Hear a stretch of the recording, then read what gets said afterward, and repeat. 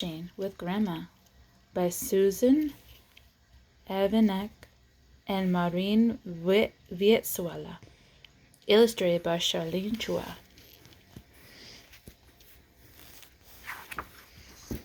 Fishing with Grandma. Oh, look at that. A fish and a hook and a lure.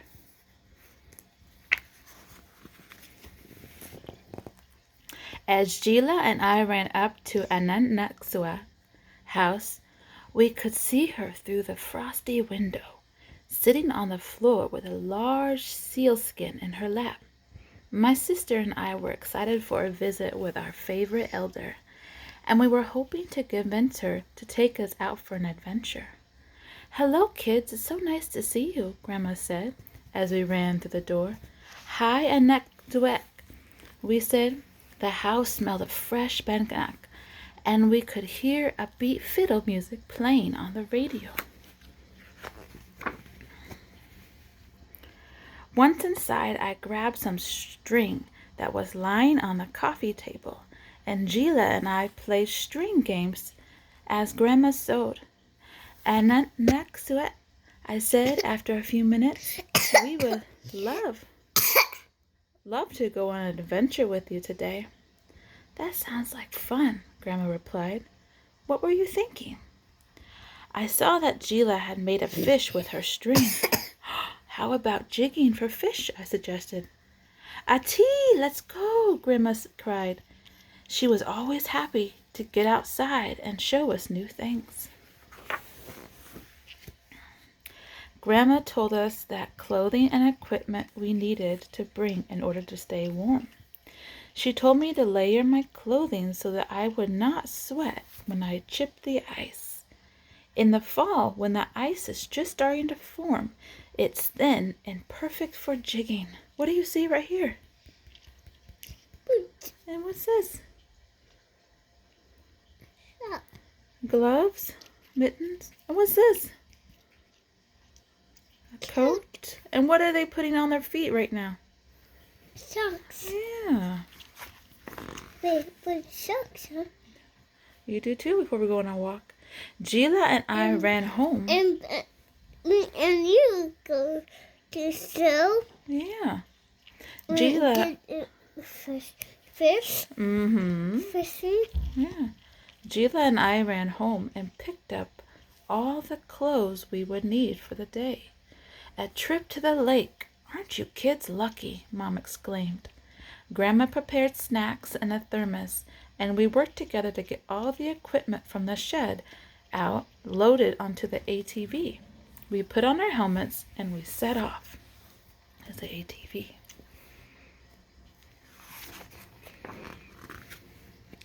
It was a crisp, sunny October day, and I was glad Grandma had told us to bundle up.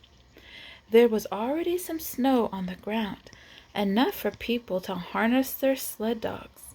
In the distance, we could see some Inuit in the hills north of the community.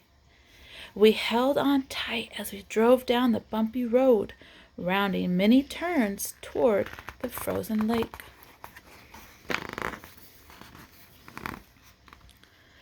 As we approached the ice, I could see it was very smooth and flat. There were already people jigging all across the lake. Grandma parked the ATV on the shoreline, and Gila hopped off, excitedly ran around in snow. Grandma explained how to test the ice to make sure it was safe to walk on. She jabbed a long rod into the ice to see if it would break through. If the rod did not break, the ice was safe to walk on. We then took our gear out onto the smooth, glassy surface. This was a good spot, Grandma told us. Not too deep and not too shallow. I was pretty sure my Avingaq knew everything.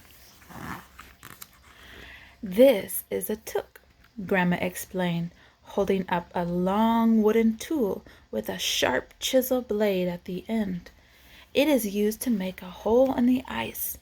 lifted up and thrust it into the ice, slowly chipping away the ice to make a hole. Grandma demonstrated a few times before handing the took to me. I happily grabbed hold and began chipping. "Wow, this is hard work," I said. As I continued to work, Grandma scooped away the ice chips from the hole using an ice skimmer.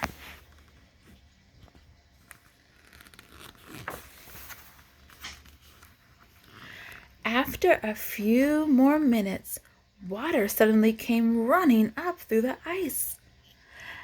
"Alienite," Grandma explained. "One hole done, 2 more to go." When the holes were finished, Grandma showed us how to prepare our fishing lines to jig. "The fish like flashy colors," said Grandma, "so we should always use brightly colored lures. My favorite are lures with red on them.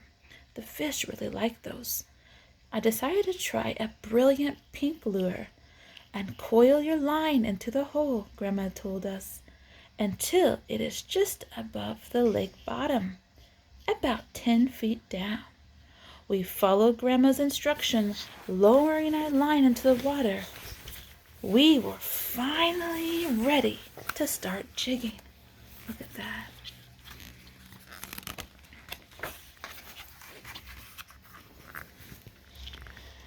Just hold your jigging sticks and make small movements with your wrist, Grandma shouted from her hole. "Wow, I can see the bottom of the lake. I can even see some fish swimming by," I yelled back. From time to time, I would look up from the fishing hole and listen to the sounds of the lake. Ravens flew by calling, "Caw, caw."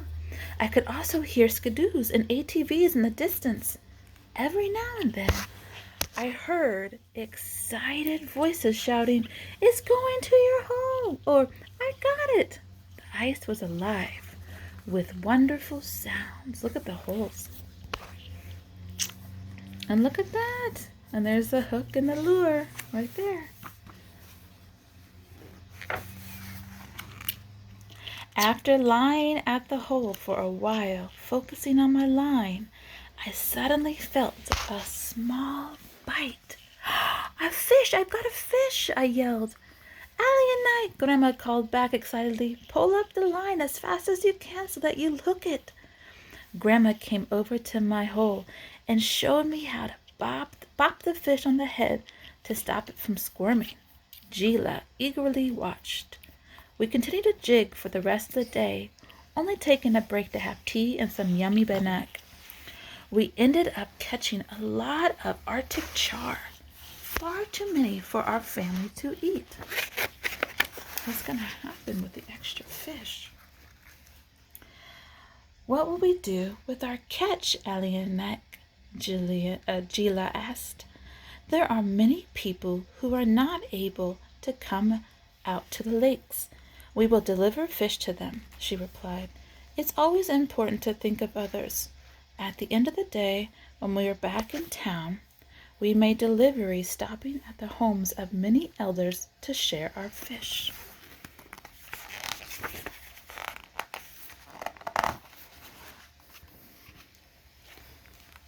When we got back to Grandma's house, she fried up the remaining fish, and we had a delicious dinner with our parents. I felt so proud and also very tired from our great adventure with Grandma. Before we went home, Grandma gave us each a big hug. It's important to learn traditional skills and to know how to be prepared.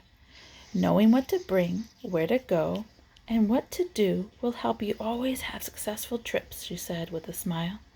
I gave her a big squeeze and said, "Thank you for teaching us. I can't wait for our next adventure." The end.